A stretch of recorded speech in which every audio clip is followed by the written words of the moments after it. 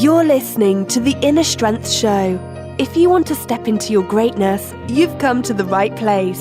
Here is your host, the human strength expert, Kyle Newell.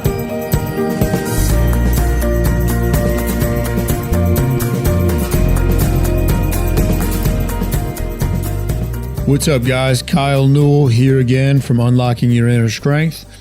I think I have a pretty cool episode for you planned out today. We're going to be going over time management as I see it and as it's been taught to me and things I've picked up on throughout my life. And I think this is a very important topic, and it's something that I've tried to study a lot, and something I've always tried to teach as well. Like when I was a phys ed teacher, I would always try to teach the young kids about the value of their time and how it's the most precious thing that we have. It's the only thing that we cannot get back. Okay, so with that being said, here's a Kyle Newell quote. If you control your time, you are going to control your life and how it turns out. The one thing that we also need to realize with time management, it's not really, we can't slow down time.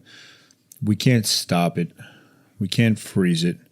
It's about really managing our energy, okay? And where are we going to invest our time?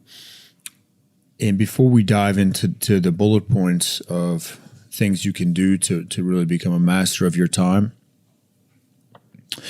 realize that how you speak about time says a lot. Okay, so just be aware of what you're saying as far as, do you waste time? Are you trying to kill time? Are you wishing time by? Or are you investing your time? What are you investing your time in? What are you spending your time doing? Okay, so just some key things to be aware of. So as I already said, kind of goes down, it boils down to managing your energy. I'm going to read you a quote here from Dan Kennedy's No BS Time Management for Entrepreneurs, which is an awesome book, and we'll go over that in a little bit. So here we go. Just as the person who cannot tell you where his money goes is forever destined to be poor, the person who cannot tell you where his time goes is forever destined to be unproductive and often poor. So if it's not something we're measuring, okay, and as a quick aside, you can't really improve anything unless you measure it, whether it's your bench press, whether it's your free throw percentage in basketball, whether it's your SAT score, whether it's your GPA, whatever. You got to be able to measure it, just like with your finances, right? Otherwise, we're just guessing. So, awesome quote to get it started. I had somebody ask me the other day, you know, when they were kind of asking me about how I block out my super high focus days and all that. Doesn't that kind of make you feel captive and lack of, like a lack of freedom? And my answer to that was a quick no, because it does not go against freedom to really block out your time and invest your time and control where you're directing it. Because on the surface, yes, it looks like you're being too rigid and you're being like this, type A, super type A, anal person all the time, but it's not the case. If we don't manage our time and learn how to best utilize it, that's when we lack freedom, because things are going to come up. I had a drop-in visitor before, which we're going to go over because that drives me insane.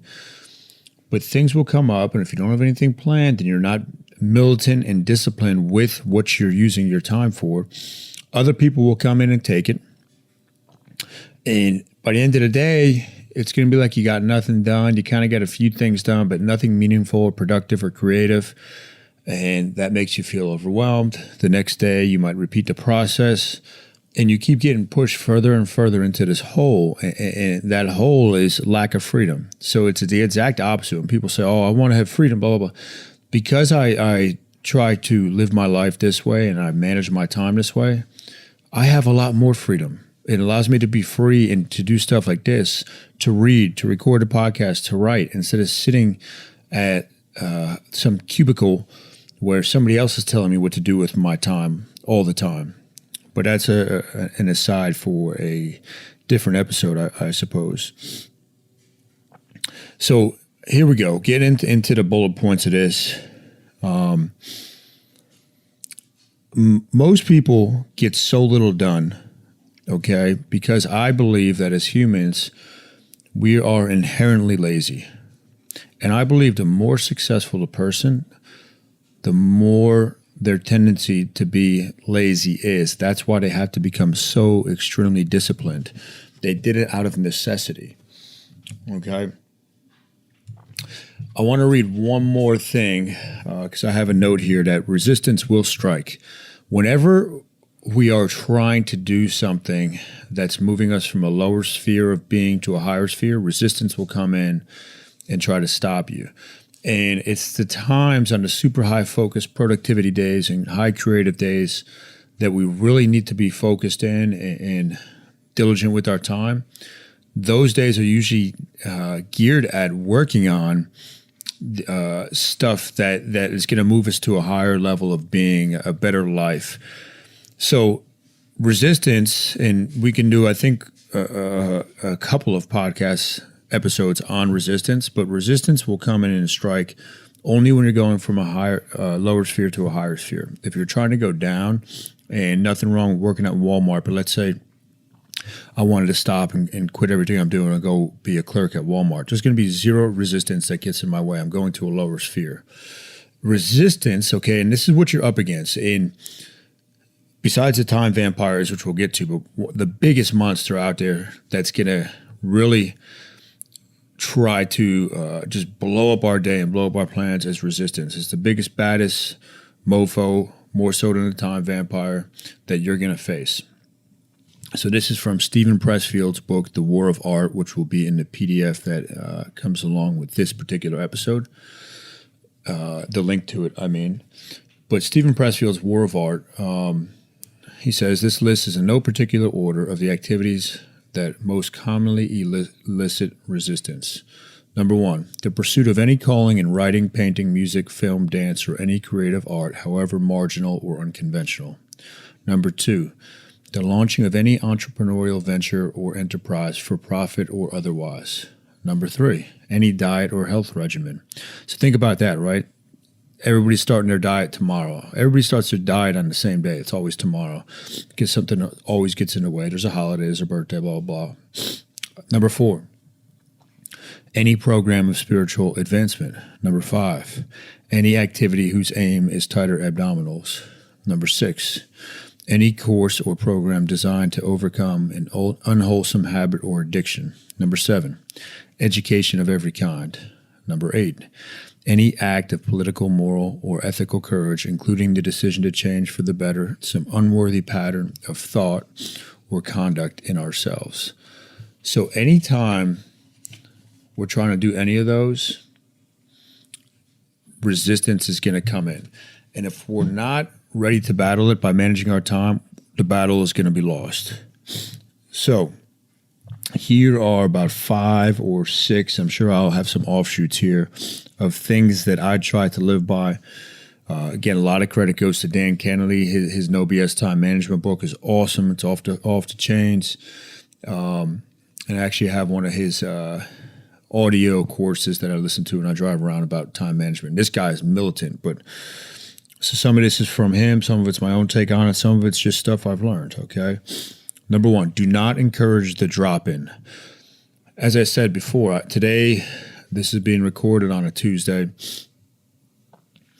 And Tuesdays and Thursdays right now are my super high focus days. Braxton is at a sitter. Devin's at work. I crank down. I bust my butt. I try to get 6 or 7 work blocks in of 33 minutes and 33 seconds. I don't even go to the gym these nights because, to be honest, I'm mentally, emotionally, and just physically drained after a day like this. Very high focus activities that I'm creating and doing on these days. So a drop-in, I'm not going to say who it was, came by before and unannounced. I was pretty cold because I was in the middle of writing a series of articles and getting them uploaded and all that stuff. So I've always been amazed when people say, oh, I love when people drop by. How could you love when people drop by? Think of the brain, right? If we go back to our mind map principles, is a pattern recognition machine, prediction and response. So if you don't know somebody's coming by, there's no prediction, then you can't formulate a response. You really go into reaction mode.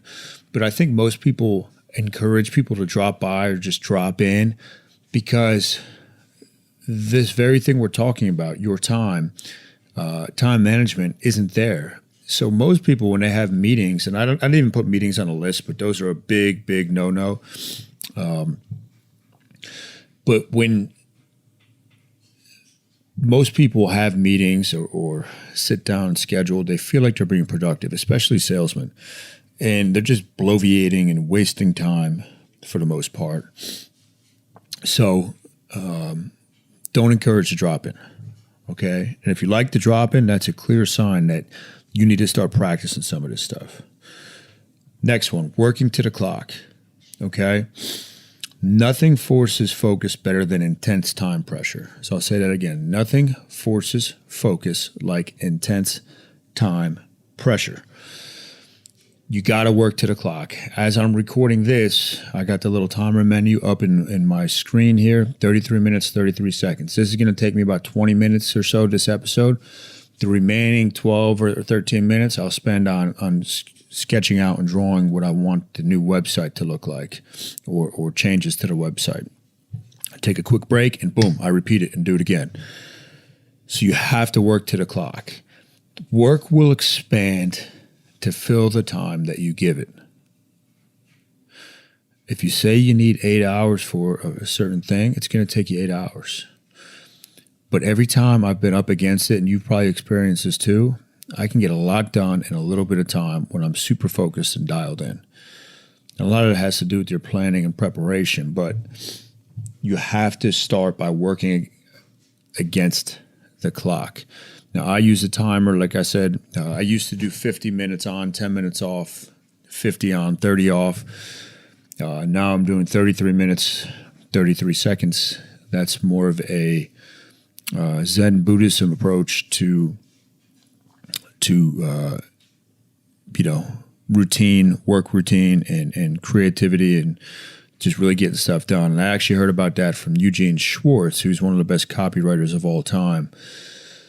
So that is, a couple options you can use. Charles Polequin, the mad scientist, strength coach, when I was at a couple of his courses, he would always say he liked to teach in 20-minute blocks, followed by about a 10-minute break, because all his research, he didn't feel the brain could focus for longer than 20 minutes sitting in a chair and just listening to audio. And that's probably right, because when I'm walking around, taking my walks and listening to an audiobook or podcast, it's usually around a 20-minute mark where I start to phase out and tune out, and then I got to go back and rewind it at that point. So I don't care what the timer says. The point is you got to work to the clock, okay? And by the way, working with the clock, like I was saying before, my goals on Tuesdays and Thursdays are 7 super high focus 33 blocks. That to me is, I'm sure you could get an eighth in, but that is a kick-ass day if you can get that in. And you'll see what I'm talking about as you try it. So 6 is a good day. 7 is phenomenal. Haven't done 8 yet. The phone, as Dan Kennedy says, is peak productivity enemy number 1. And I know people are so addicted and they get defensive about their phones and why they have to have their ringer on, and because they're different. They need to be accessible 24/7, which is absolutely ridiculous. But even if you have the phone sitting there and the ringer's on, the phone's upside down, the brain, okay, the amygdala, part of your reptilian brain, is always scanning the environment for threats. And if there's a threat that could happen, and a cell phone is a threat, anything that puts off electromagnetic waves puts us into a sympathetic fight, flight, or freeze state. But it's also a threat, right? If you don't know somebody's going to call, if there's a phone call that comes in, ringer goes off, and boom, you take your attention away from what you're doing, and you put it towards the phone. So just imagine if you're spending some quality family time with your kids and your wife or your husband, and You're always on the phone. You're not present with them. The phone is going to rob you of being present, and it's going to kill your productivity. If you have a high focus work block, shut your phone off, put it on airplane mode, shut the ringer, whatever you got to do, flip it upside down. It should never be an issue. My phone is always on silent. And I take a long time to get back to some people. But guess what? Unless it's a true emergency, I don't need to get back to people right away. Okay? So that's one thing you really got to keep an eye on is keeping that smartphone, unglue it from your ear and unglue it from your hand, and start to realize that it's not the master over you. Okay? But the phone, that'll do it, guys. So beware of that. Another bullet point that we have here on my list, which I guess this would be number 4 or 5, because I'm kind of going off on some tangents here, but a consistent wake-up time. Everything the brain does and focuses on is for survival purposes. So routine and habit are actually critical for survival. If we had to think about everything and as we did it, and we had to try to fire the brain up to do some creative work and productive work, we would never get anything done. And part of that, I believe, is having a consistent wake-up time every day. You could take a nap later in the day. I don't care what time you go to sleep, but you want to start training your brain. Boom, it's go time. Here we go into the routine. And the more we can do that, the more you're going to be able to stick to your schedules, the more you're going to be able to accomplish the things you want to accomplish in life. So consistent wake-up time. And Charles Polequin also taught me, at one of his courses, that all the sleep doctors and specialists that he had spoken to, the number one factor for having quality sleep and restful sleep was a consistent wake-up time. Not how long you slept, a consistent wake-up time. And the last thing that I have on the list is the time vampire. You guys got to realize that most people do not value their time. 99% of people are wishing it by. They're waiting for the weekends. They're not actually doing anything meaningful in their life as far as utilizing their time or leveraging their time to create something, to create a legacy, to create something that's going to stand after they're gone, to get their message out to the world.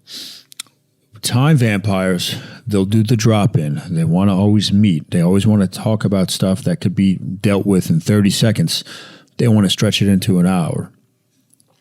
They want to complain to you. And as soon as you open the doorway for them, you're done, because they'll prey on you every chance they get.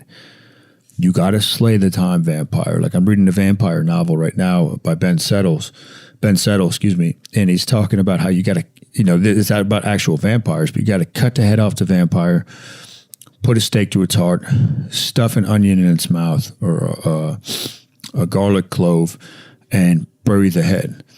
And that's what you have to do to time vampires. Ben Settle actually did a really cool podcast about that too, where he came up with different names for different types of time vampires, and I'm sure you could think of different ones off the top of your head.